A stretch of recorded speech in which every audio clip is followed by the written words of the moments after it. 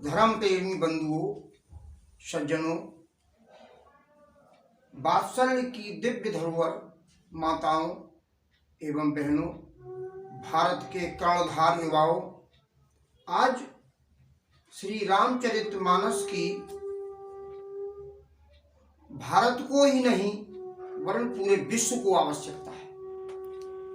जिस समय ये ग्रंथ गोस्वामी जी ने लिखा था उस समय पूरा भारतवर्ष मुस्लिम आक्रांताओं से परेशान था। देश में विषम परिस्थितियां थी।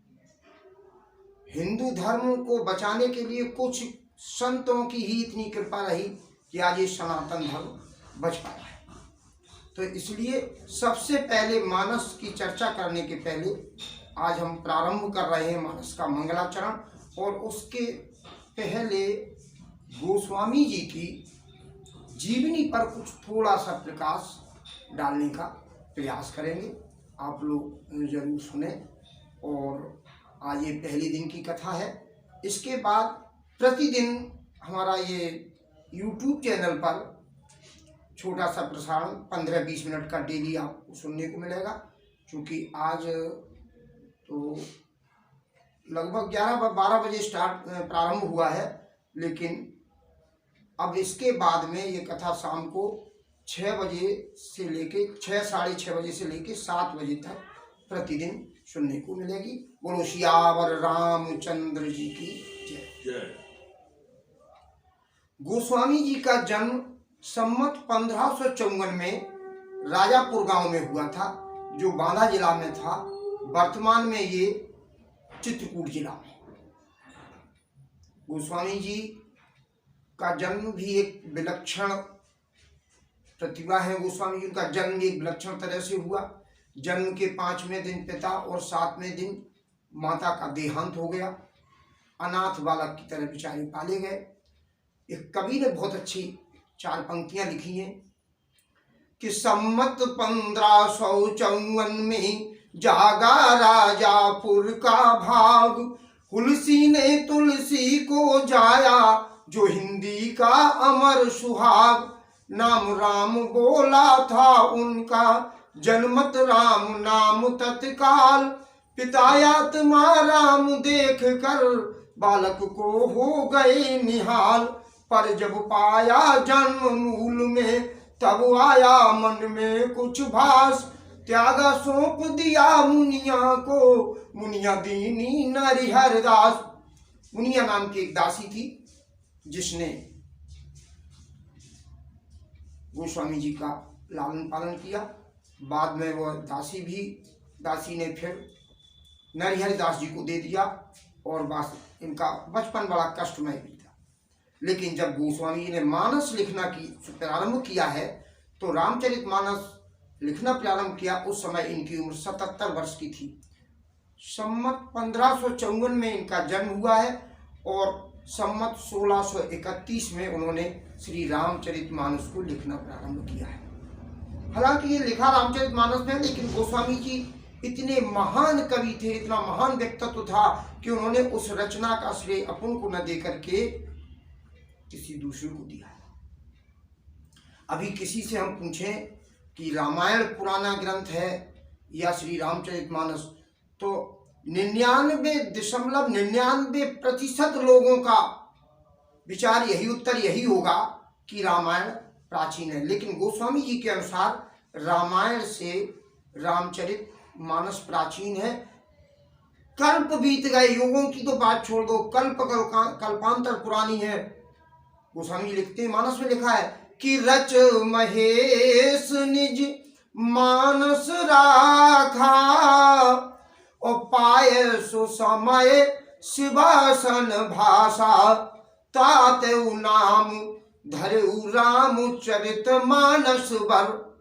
इसलिए इसका नाम रामचरितमानस भगवान शंकर की रचना है। गोस्वामी जी ने केवल गाया है और कहा, लिखा है उन्होंने कि मैं पुण्य निज गुरु सन सुनी, कथा सो सूकर खेत।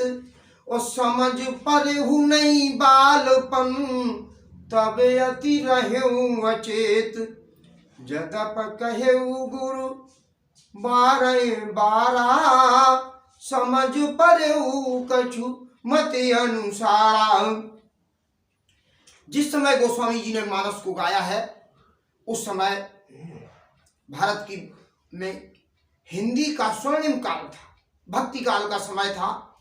ये एक संयोग था कि हमें हमारे सनातन को अक्षुण्ण बनाए रखने के लिए जिन महान संतों का जन्म हुआ है उनमें सूरदास, तुलसीदास, मीराबाई, कबीरदास, केशव वीर गाथा काल और भक्ति काल की बाउंड्री पर हुए। और इसके अलावा रहीम जी, रश खान, ये सब एक से एक विद्वान कवि हुए थे। गोस्वामी जी की मानस की एक विशेषता ये है कि किसी धर्म का ग्रंथ नहीं, ये किसी धर्म विशेष की व्याख्या नहीं करता। गोस्वामी जी का जो धर्म है उस धर्म की एकमात्र व्याख्या है कि धर्म न दूसर सत्य समाना, आगम निगम पुराण बखाना। दूसरा कोई और धर्म नहीं सत्य के अलावा। अब चाहे आप इस्लाम में चले जाएं, चाहे ईसाईयत धर्म में चले जाएं, दुनिया के किसी भी धर्म में जाओगे सत्य ही धर्म माना जाएगा। दूसरे धर्म की व्याख्या करते हैं कि परहित सरिस धर्म नहीं भाई, पर पीड़ा सम नहीं अघमाई। तो हमारा ये धर्म परोपकार की बात कहता है। हमारा धर्म किसी दूसरे को पीड़ा देने की बात नहीं कहता। हमारा धर्म जबरदस्ती या बलात् किसी को धर्म स्वीकार करने की बात नहीं कहता। हमारा धर्म वसुधैव कुटुंबकम की बात करता है। इसीलिए ये सनातन धर्म है। गोस्वामी जी की मानस की एक और विशेषता मैं आपको बता रहा हूँ कि गोस्वामी जी ने पूरी मानस में कहीं हिंदू शब्द का प्रयोग नहीं, पूरी मानस में कहीं भी हिंदू शब्द का प्रयोग नहीं हुआ और भारत का भी प्रयोग नहीं हुआ है। देश की व्याख्या की है, धन्य सो देश जहां सुरसरी बही। वह देश धन्य है जहां सुरसरी बहती है। और सुरसरी पूरे विश्व में मात्र केवल भारतवर्ष में ही ये प्राणदायिनी, मोक्षदायिनी गंगा नदी प्रवाहित होती है। इसलिए ये भारतवर्ष ही श्रेष्ठ है। गोस्वामी जी की बात छोड़ें, उस समय के प्रसिद्ध मुसलमान कवि अब्दुल रहीम खान खाना ने एक दोहा लिखा मानस के बारे में कि रामचरित मानस विमल, संतन जीवन प्राण, हिंदुअन को वेद सम युग नहीं प्रगट कुरान। इसलिए ये धर्म किसी वर्ग विशेष का, किसी जाति विशेष का नहीं, ये संपूर्ण समाज का धर्म है। इसमें संपूर्ण समाज की व्याख्या की गई है। तो आज हम गोस्वामी जी के मंगलाचरण को प्रारंभ करते हैं और उसी क्रम में आगे बढ़ाते रहेंगे। गोस्वामी जी ने जब मानस की व्याख्या की तो सबसे पहले मंगलाचरण में 7 श्लोकों का वर्णन किया है। पहला श्लोक लिखते हैं, वर्णानाम अर्थ संघानाम रसानाम छंदसामपि, मंगलानाम च कर्तारौ वंदे पाणि विनायकौ। वर्णानाम अर्थ संघानाम। गोस्वामी जी ये भी लिख सकते थे वर्णानाम अर्थानाम, लेकिन नहीं लिखा अर्थ संघानाम। यदि गोस्वामी जी अपनी इस रामचरितमानस की व्याख्या लिख गए होते तो आज के विद्वानों को कुछ कहने के लिए नहीं था, कुछ बचा ही नहीं था हम लोगों को बोलने के लिए, क्योंकि उन्होंने व्याख्या नहीं लिखी। उन्होंने लिखा अर्थ संघानाम। अर्थों के समूह हैं, इतने समूह हैं अर्थों के, हर व्यक्ति उसकी व्याख्या अपने अपने ढंग से कर सकता है। एक चौपाई के कितने भी अर्थ लिखे जा सकते हैं। रूस में स्क्रोब नाम के एक व्यक्ति ने एक चौपाई के 1,73,000 अर्थ लिखे। और उस समय की जो प्रचलित विधाएं हैं, छंद विधाएं, 66 छंद उस समय की विधा में थे, लेकिन गोस्वामी जी के में 6 छंद और अनायास प्रकट हो गए। इसलिए गोस्वामी जी की रचनाओं में 72 छंद, 72 तरह के छंद मिलते हैं। जो छंद की विधाएं हैं उनमें 72 तरह के छंद मिलते हैं। वर्णानाम, अर्थ संघानाम, रसानाम। हमारे सूरदास जी मूल रूप से वात्सल्य रस के प्रधान कवि हैं। हालांकि उन्होंने वियोग संयोग और श्रृंगार संयोग भी लिखा है। निकुंज लीला में उन्होंने संयोग श्रृंगार में 84 लीलाएं लिखी हैं।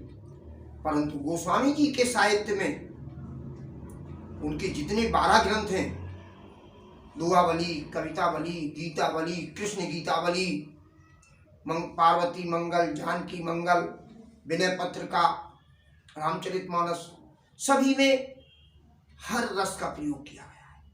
मानस में तो भाषा के जितने भी लक्षण होते हैं यह पूर्णतः लक्षण ग्रंथ है। यानी जितनी भी विधा काव्य की रीतियां हैं वो मानस के अंदर मिलती हैं। शब्द शक्तियां मानस के अंदर है,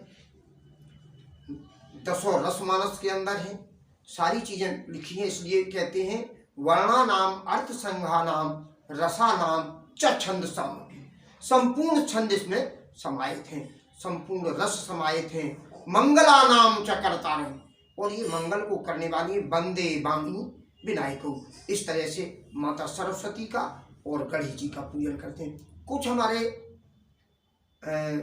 लोगों का ऐसा मत है कि गोस्वामी जी नारी विरोधी थे, महिला शक्ति के विरोधी थे। बिल्कुल गलत है, सर्वथा गलत। गोस्वामी जी ने सबसे पहली वंदना एक महिला को ही की, माता सरस्वती करते हैं वंदे वाणी विनायको। उसके बाद गणेश जी की करते हैं, पहले माता सरस्वती की वंदना करते हैं।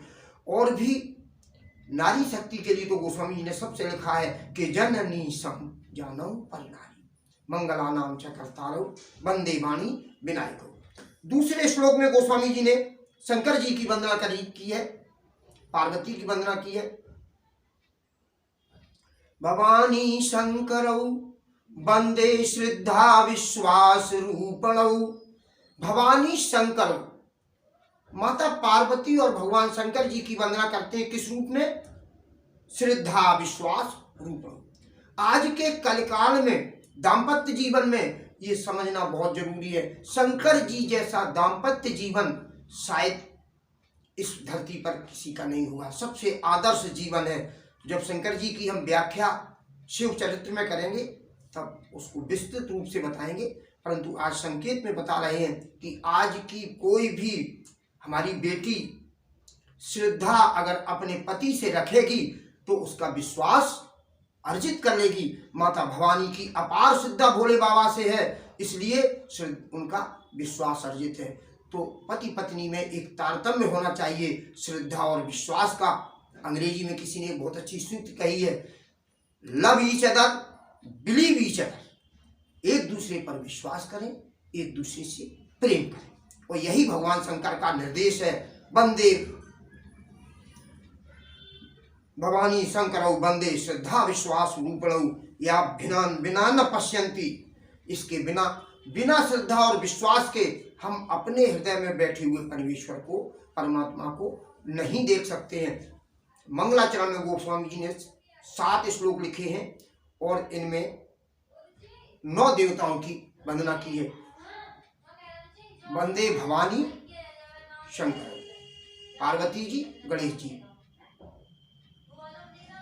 श्रद्धा विश्वास रूपण वंदे भवानी शंकर, शंकर भवानी, शंकर जी, पार्वती जी। इसके बाद सीता राम गुणग्राम पुण्य आरण्य विहारणौ। सीता राम के गुणों के समूह में विचरण करने वाले 2 व्यक्ति, वंदे कपीश्वर कवीश्वर। कवीश्वर वाल्मीकि जी और कवीश्वर हनुमान जी की वंदना की है। एक श्लोक में माता जानकी की वंदना की है, आदि शक्ति की वंदना की है। उद्भव स्थिति संहार कारणीं क्लेश हारणीं सर्वशेष करीं। उद्भव स्थिति संहार कारणी। उद्भव माने पैदा करना, स्थिति माने पालन करना, संहार कारणी माने संहार कराना। क्लेश हारणीं, कष्टों को दूर कराना। अब हम तो संस्कृत के विद्वान नहीं, लेकिन संस्कृत के विद्वान जानते हैं कि कारणी माने कराया जाना, ये अपनी शक्तियों के द्वारा कराती हैं। इनकी शक्तियां क्या है? वाल्मीकि के प्रसंग में गोस्वामी जी लिखते हैं, श्रुत सेतु जगदीश तुम राम। वाल्मीकि प्रसंग में गोस्वामी जी लिखते हैं जानकी जी के बारे में कि ये शक्ति का संचालन, पालन और संहारण करना इनके हाथ में है। कलेश भी इनसे दूर कराती हैं। और दूसरी बात ये है कि सर्वश्रेष्ठ भक्ति स्वयं प्रदान करती हैं। ऐसी राम की वल्लभ भार्या जानकी जी को मैं प्रणाम करता हूँ। इसके बाद गोस्वामी जी ने श्री राम जी का वर्णन किया है, उनकी वंदना की है। इसके बाद लिखते हैं, नाना पुराण निगमागम सम्मत यदि रामायणम। इस रामचरितमानस के अंदर नाना पुराण निगमागम, पहले पुराणों को लिया है, फिर शास्त्रों को लिया है, फिर वेदों को लिया है। कुछ संतों का तो मानना ये है कि वेदों का सार उपनिषद है, उपनिषद का सार श्रीमद् भगवत गीता है, और भगवत गीता का सार श्रीमद् रामचरितमानस है, और रामचरितमानस का सार सुंदरकांड है, सुंदरकांड का सार हनुमान चालीसा है, और हनुमान चालीसा का सार श्री राम नाम। आगे लिखते हैं, कुछ दन्य तोपी, इसमें कुछ और भी है जो न पुराणों में है, न वेदों में है, न शास्त्रों में है, अन्य कथाओं से लिया गया है। और आज की वाणी को हम यहीं विराम देते हैं। अगले प्रसंग में हम गुरु वंदना सुनाएंगे। बोलो जय जय सीताराम।